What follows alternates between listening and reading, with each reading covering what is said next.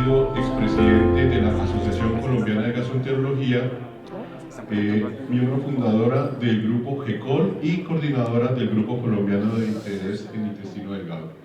Con ustedes, la profesora María Teresa Galeano.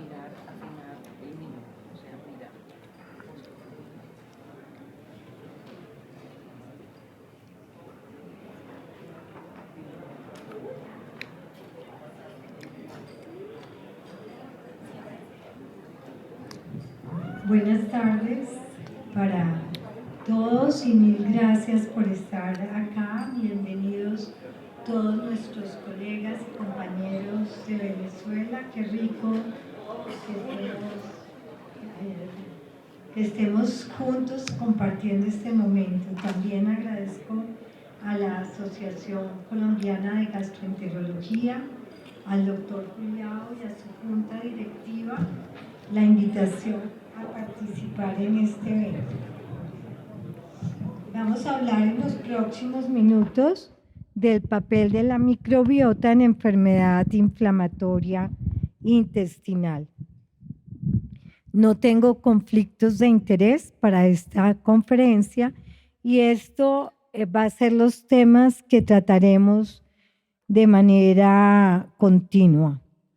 La enfermedad inflamatoria intestinal es un desorden inflamatorio del tracto gastrointestinal con una fisiopatología multifactorial que incluye diferentes somas, teniendo como los somas más importantes el esposoma, el genoma, el inmunoma y el microbioma. Estos diferentes somas no se pueden analizar de manera independiente. Desde muy tempranamente van a estar integrados y la enfermedad se va a producir por la acción de todos ellos de manera conjunta. Sin embargo, el día de hoy vamos a hablar de la receta microbial, es decir, del microbioma intestinal participando en la enfermedad inflamatoria intestinal. La enfermedad inflamatoria intestinal ha aumentado en incidencia y prevalencia en el mundo, especialmente en los países en vías de desarrollo como China e India.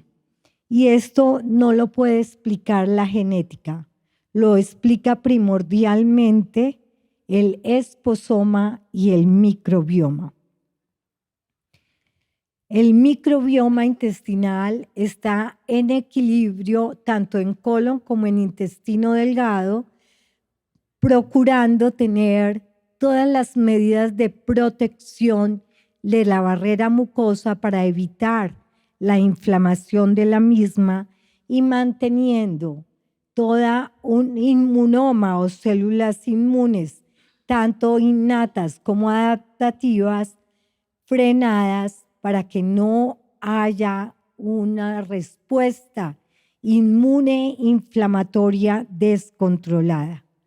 Son muchísimas las publicaciones que se realizan de microbioma, microgenoma, metaboloma, en relación a la enfermedad inflamatoria. Tratamos de hacer de la literatura más reciente una síntesis para hacer una puesta al día en los aspectos más relevantes de su participación.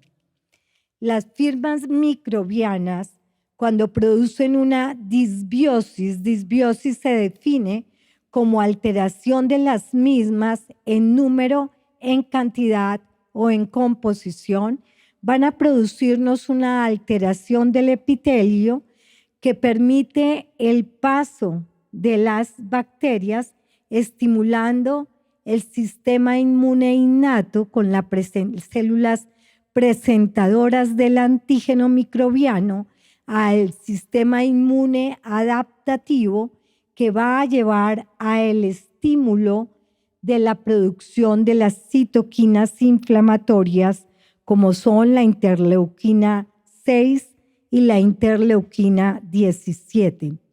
Igualmente, la alteración o disbiosis a nivel intestinal nos produce una alteración del metaboloma, es decir, de la función de esta microbiota, con un aumento de las bacterias que no van a producir los ácidos grasos de cadena corta, que son protectores y que son los que nos producen un moco, una capa de moco protectora al disminuir la cantidad de butirato y de ácidos grasos de cadena corta, aumenta la permeabilidad intestinal.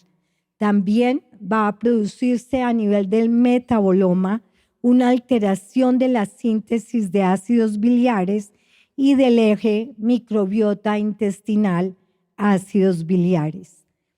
Dentro de los estudios recientes tenemos la descripción de la microbiota que puede producir la enfermedad inflamatoria intestinal, en donde vemos que a nivel de los filos hay una disminución de los firmicutes y a nivel de los géneros bacterianos nos cambia por completo estos géneros que ustedes ven en amarillo, y las especies bacterianas se cambian. También encontramos un aumento de los hongos como las cándidas y de los virus con los bacteriófagos. Esto todo es de reciente descripción. Esta alteración del microbioma nos va a producir unos cambios en el metaboloma que nos permiten ver biomarcadores a nivel del diagnóstico y del pronóstico de la enfermedad. ¿Y qué queremos hacer cuando estamos enfrentados a la enfermedad inflamatoria? Queremos intervenir de tal manera que cambiemos el curso natural de la enfermedad y que cambiemos esta incidencia y prevalencia aumentada. Para lograrlo, debemos entender que la mejor prevención es la prevención primaria. Prevención primaria es aquella que realizamos antes de que aparezca la enfermedad, es decir, en un estado preclínico, cuando el individuo todavía no ha dado manifestaciones clínicas. En esto tenemos grandes estudios. Los estudios son poblacionales y tal vez el estudio más importante al respecto es el estudio KEM, que es el estudio canadiense, que por primera vez en este año publica una firma microbiana que predispone el riesgo de los pacientes a largo plazo de tener enfermedad de Crohn. Esto se pudo lograr con ayuda de la inteligencia artificial, y la firma microbiana no es una taxa, no es un género, no es un filo, es un conjunto de bacterias, de microbiomas, de microbiota y de alteraciones a nivel del microbioma que predisponen a la aparición de la enfermedad inflamatoria. Este trabajo impacta mucho en la información y participación del microbioma en la enfermedad y fue publicado este año recientemente con este estudio KEM, que está por los canadienses desde el 2008 en desarrollo. Tenemos que entender que una ventana de oportunidad muy grande en la prevención de la enfermedad inflamatoria intestinal es el embarazo, el parto y los primeros años de vida. ¿Qué hemos visto en los estudios? Que el microbioma intestinal del embarazo cambia con un aumento de los firmicutes y disminución de los bacteroidetes, que las especies bacterianas enriquecidas durante el embarazo son la principal fuente del núcleo de la leche materna, que los bebés de los países industrializados tienen una disminución del microbioma en la leche materna que no permiten que los niños digieran adecuadamente la leche de sus madres, teniendo el Bifidobacterium infantis principalmente disminuido. Las mujeres con enfermedad inflamatoria intestinal presentan firmas de microbiota intestinal alteradas. En diversidad hay reducción de las firmas bacterianas, tanto en las poblaciones asiáticas orientales como en las occidentales. La enfermedad inflamatoria intestinal en la madre va a predecir el desarrollo de enfermedad inflamatoria en la descendencia, en donde encontramos en el recién nacido y en edades tempranas aumento de la calprotectina fecal. Los taxones bacterianos diferenciales entre la microbiota fecal de lactantes nacidos de madres sanas y de madres con enfermedad inflamatoria son distintos, aumentando el número de bacterias proinflamatorias en los bebés. Igualmente, la metabolómica, metaboloma es la función del microbioma, también está cambiada en los bebés que provienen de madres con enfermedad inflamatoria intestinal.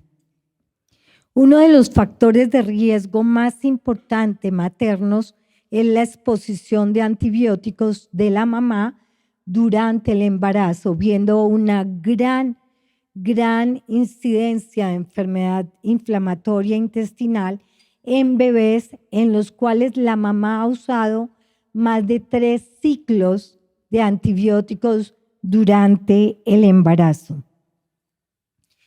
Y muy importante, la utilización de emulsionantes dietéticos en la madre cambia el microbioma del niño. Y dentro de ellos, de los más importantes, son los P80, que produce una disbiosis en donde se incrementan las proteobacterias, los Campylobacter y otras bacterias proinflamatorias. Estos emulsionantes son muy importantes porque se convierten, como veremos después, en una gran oportunidad para tratar de disminuir la pandemia de las enfermedades autoinmunes. Entonces, los cambios microbianos de las primeras etapas de vida están asociados con la enfermedad inflamatoria intestinal y los vemos como conclusión de estudios a nivel multi-intervención. Y como dije anteriormente, la crisis mundial de la biodiversidad microbiana hace que tengamos una incidencia mayor, no solo de la enfermedad de Crohn, colitis ulcerativa, sino atopía, asma, enfermedad celíaca y todas las enfermedades inmunomediadas como la diabetes, entre otras. Y los últimos estudios nos demuestran que no es solo la intervención a nivel materno, son los primeros 3 años de vida. En los primeros 3 años de vida vemos un cambio del microbioma del niño. Y estos estudios son chinos, pero los estudios daneses lo comprueban también. Y aproximadamente en la población, el 70% del cambio del microbioma está dado por cohabitación, no por enfermedad transmitida por su madre. Es decir, está cambiando el paradigma para decirnos en los últimos estudios que es más importante la cohabitación del niño durante estos primeros 3 años de vida. ¿Esto qué significa? Este niño debe vivir en un medio ambiente más saludable. Por ejemplo, los estudios judíos Los estudios de Israel, que son grandes poblacionales, nos demuestran que un niño que va a una guardería en Israel tiene un mejor microbioma protector para la enfermedad inmunomediada que un niño que permanece en su casa durante los primeros 3 años de vida. Entonces, esto cambia un poco el paradigma de lo que veníamos estudiando antes. No es solamente el riesgo materno-fetal, sino es también la cohabitación de este niño durante los 3 primeros años de vida. Entonces, esto se nos vuelve una oportunidad de manejo para la enfermedad inmunomediada. Tenemos que promover la leche materna, tenemos que promover un parto vaginal, tenemos que promover factores perinatales y factores de salud en el niño que tiene estudios grandes, que promover convivir con un animal en su casa para que él juegue es altamente saludable a nivel del microbioma y es muy importante que tenga contacto con la naturaleza. Esto es tema de otra conferencia, que es el esposoma en enfermedad inflamatoria. Evitar el uso de antibióticos en su madre y en el niño en estos primeros 3 años es fundamental. Otro punto del microbioma es su participación en la medicina de precisión. Como vemos acá, el microbioma se integra en toda la medicina de precisión. Y si resumimos esos estudios, por ejemplo, la función del microbioma intestinal predice la respuesta a la terapia con antiintegrinas. La red microbiana y sus disturbios van a hacer que la enfermedad de Crohn sea refractaria. Las funciones metabólicas de los microbios intestinales se asocian con la eficacia de los anti-TNF. Los probióticos de levadura autoajustable son un paso para la medicina de precisión basada en el microbioma en la enfermedad inflamatoria.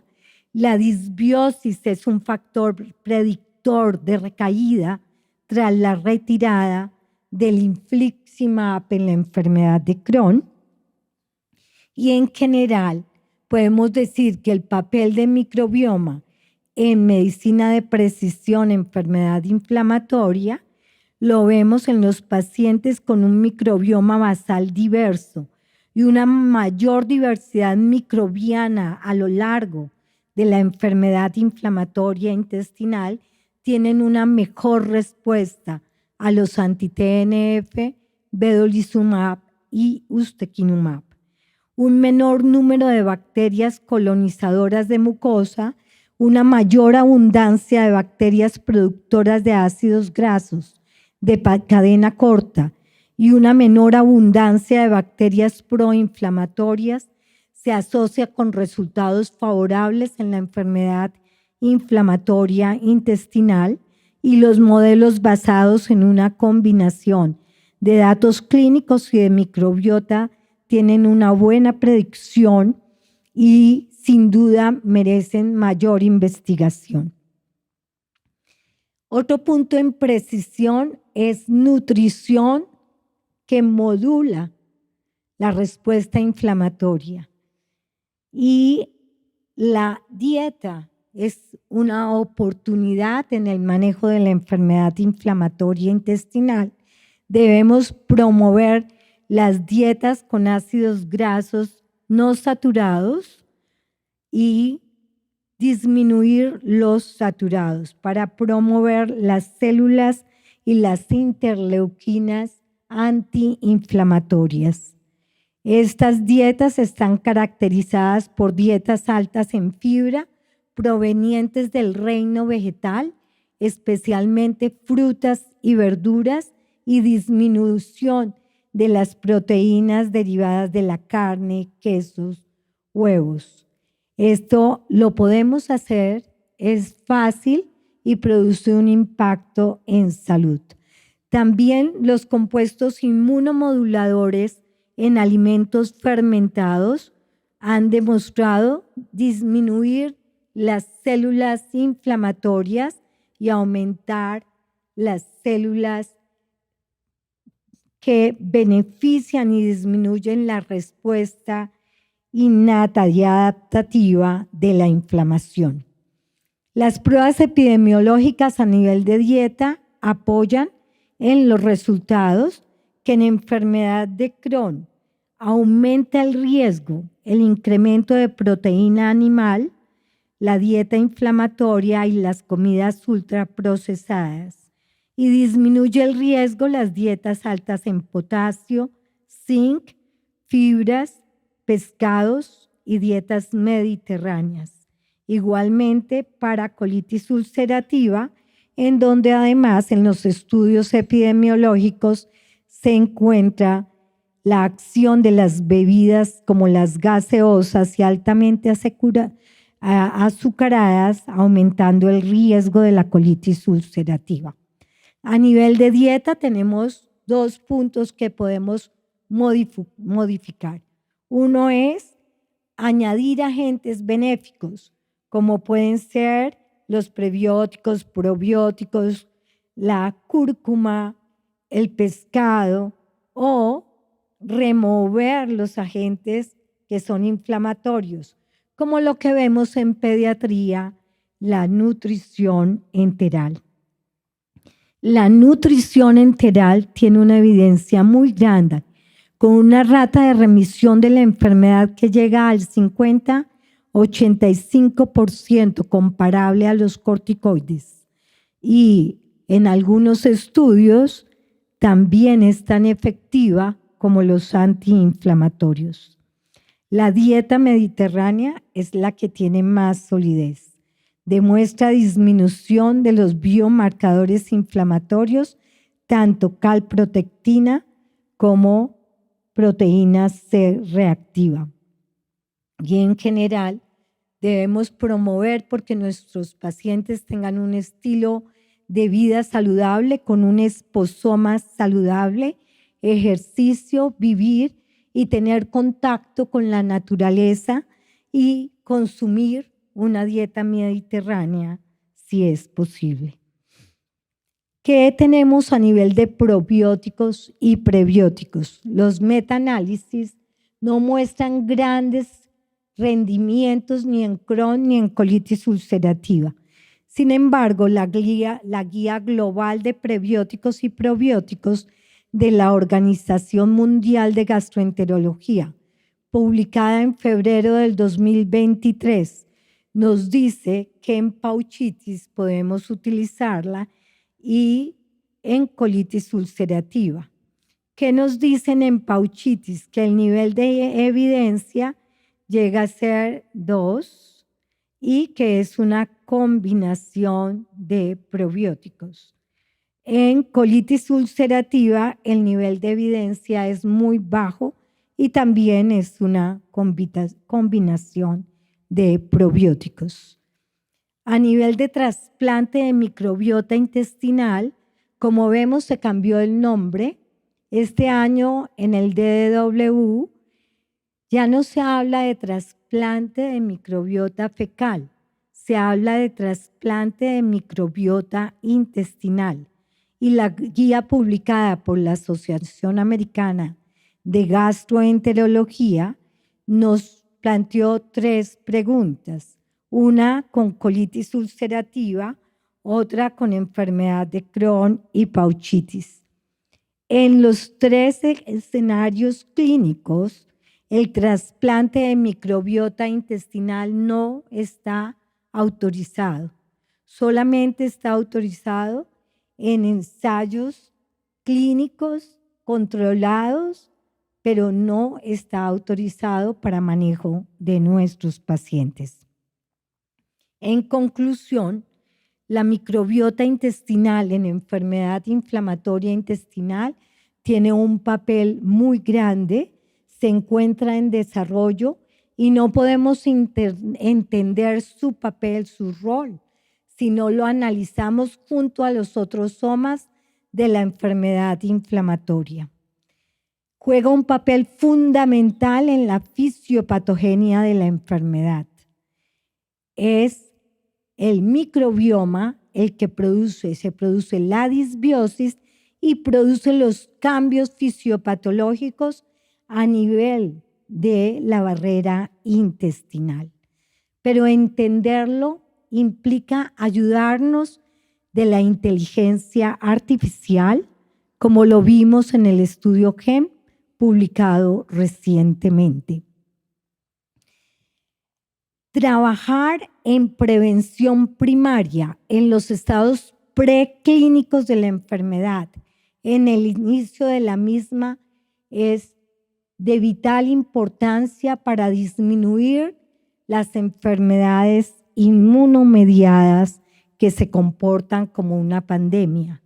Y dentro de eso vemos una ventana de oportunidad en el trabajo con la madre, el niño, la lactancia y de reciente entendimiento los 3 primeros años de vida del niño. Otro punto fundamental para que resumamos, el microbioma, lo modificable en este momento es trabajar en dieta, en nutrición de nuestros pacientes, promoviendo una dieta alta en fibra que provenga del reino vegetal, que tenga más grasas no saturadas, que nos van a servir no solo para la inflamatoria, sino para el envejecimiento del ser humano. Esto es muy importante. Toda la actividad cognitiva del ser humano se deriva de esta relación con el medio ambiente y debemos promoverla en nuestra consulta diaria. Fibra, ácidos grasos de cadena corta, triptófano, ácidos biliares saludables. Y otro punto que tenemos que estar pendientes es el gran aporte del microbioma en el manejo de la enfermedad inflamatoria intestinal cuando hablamos de medicina de precisión. Está dando grandes avances y seguirá dando grandes avances. Tenemos que estar en constante actualización para entender su papel unido a los otros somas más importantes, como son el esposoma, el inmunoma y el genoma. Mil gracias por su atención. Muchísimas gracias, doctora María Teresa, por su magnífica conferencia.